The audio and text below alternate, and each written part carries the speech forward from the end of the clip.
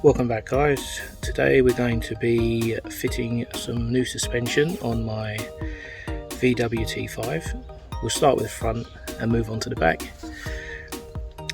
So we'll do a step by step of what you've got to do, all the procedures in getting them off and refitting them. Let's get to it.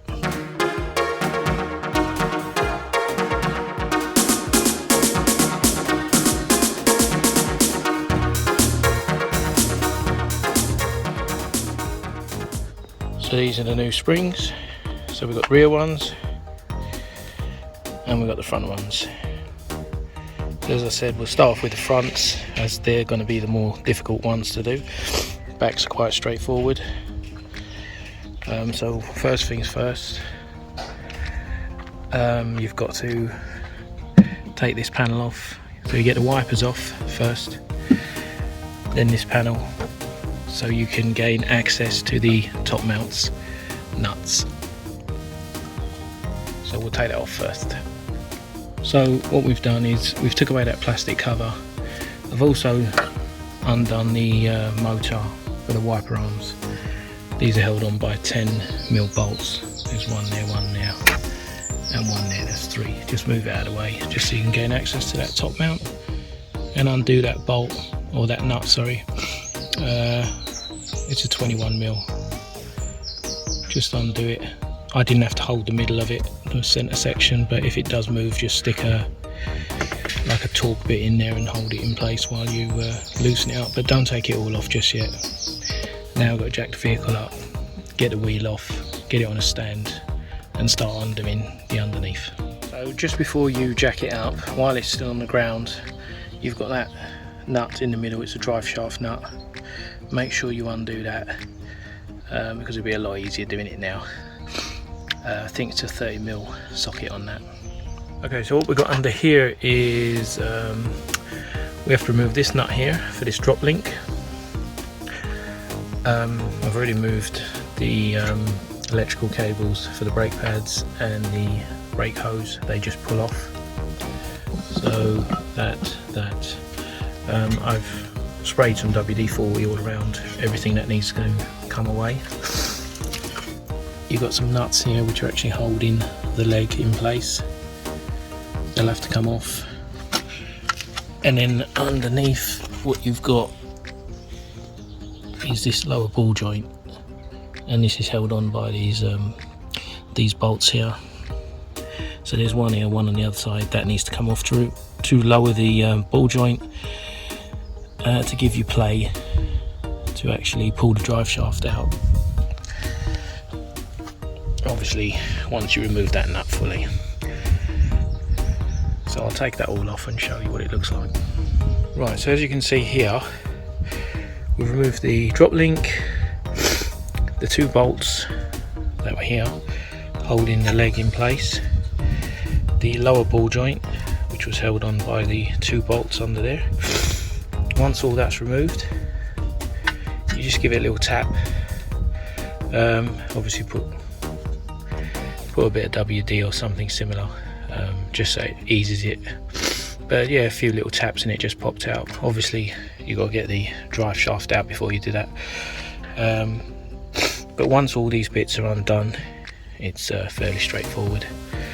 And then all you've got to do is remove the nut which was at the top from under the bonnet, and the leg just pulls out. So this is now ready to take off, and obviously we're going to replace we have to remove the spring to fit it to the new shock. Right, so now we've replaced the spring. You literally, all you've got to do is remove that top nut.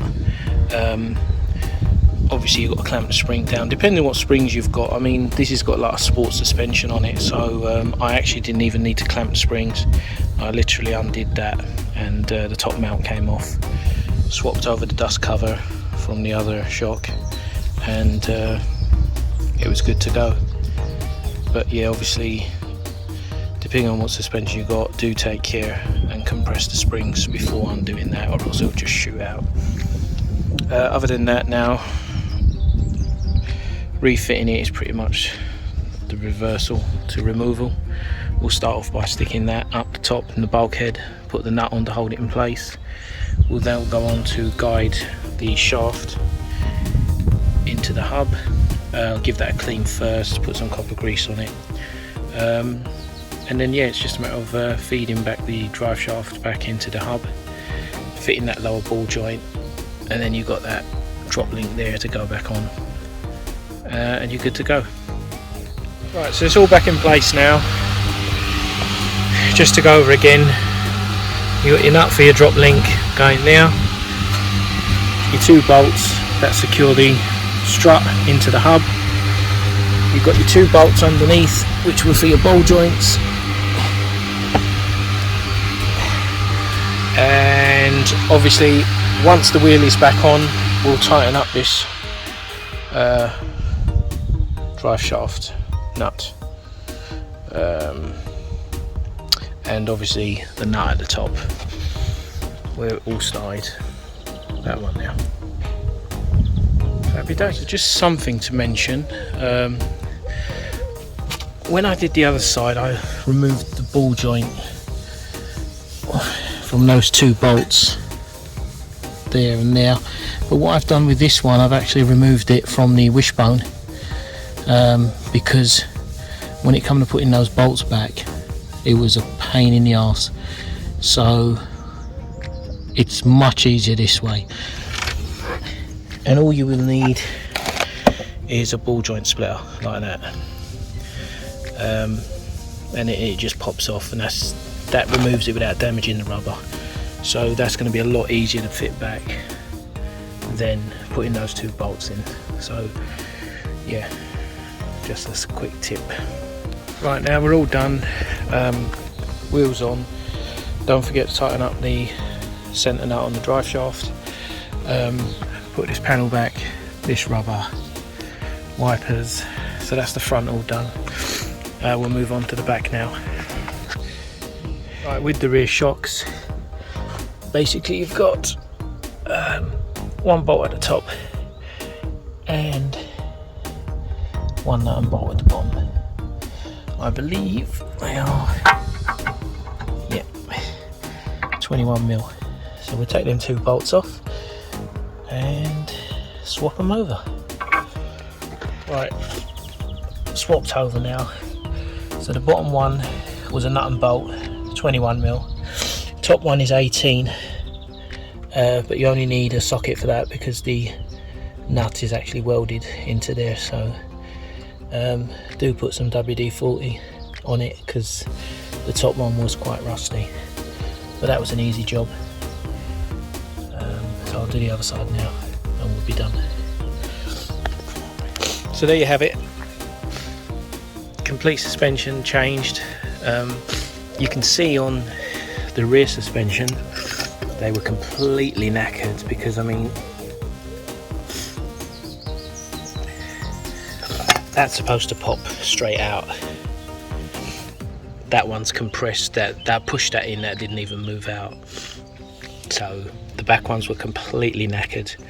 The front ones weren't as bad, but yeah, glad I changed them now. But that's it. So not too difficult. Thanks for watching. Till next time.